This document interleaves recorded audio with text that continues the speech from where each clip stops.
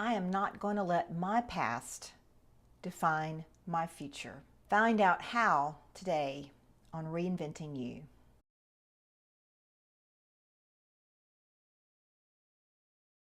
Hi, my name is Amelia Sims, and this is Reinventing You, the vlog where I share my journey to reinvent myself. I post on Tuesdays and Sundays, and I'm glad you could join me on this adventure.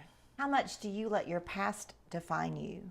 I'm trying to not focus on the past, but focus on the future.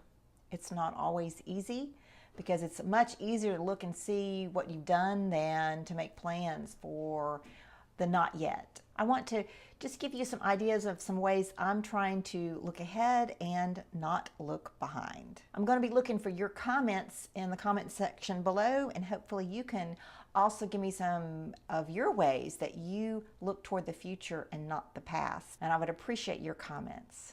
There are so many motivational videos on YouTube about letting go of your past and not letting your past define you, and putting aside those things that have already happened and looking toward the future. In fact, it's almost overwhelming how many videos that are out there. Obviously, this is something that people are really concerned with. How do you get over what's happened in your past and really focus on the future? On May 9th, I came across a tweet by Keep Calm Tweets, and it went like this: sometimes the memories are what keep us from moving on. I really liked that tweet, and that's sort of my thought, that if I continue to look in the past and things that I've done and mistakes that I've made or inactions, things that I haven't done, that I will continue to be looking back and not looking forward. I think looking back is the memories,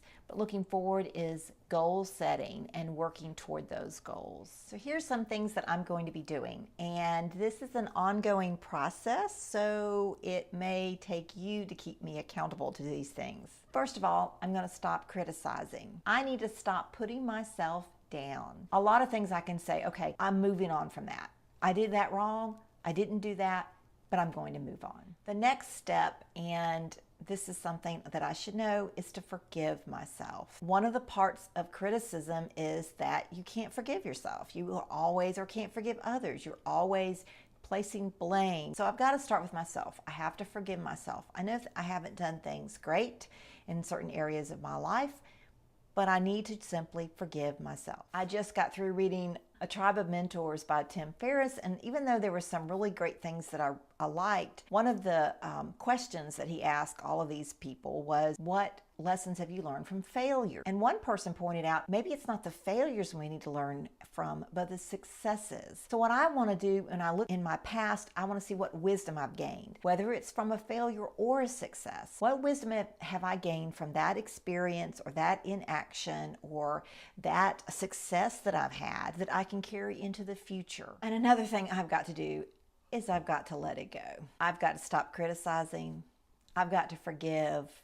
I've got to glean the wisdom, and then I need to let it go. I am not defined by my past, and neither should you be defined by your past. Do you have some ways to prevent your past from defining your future? I invite you to comment in the comment section below and just let me know some ways that you help yourself to move forward into the future. I really would appreciate any help that you can provide. And don't forget to keep me accountable to the ways that I'm going to prevent my past from defining my future.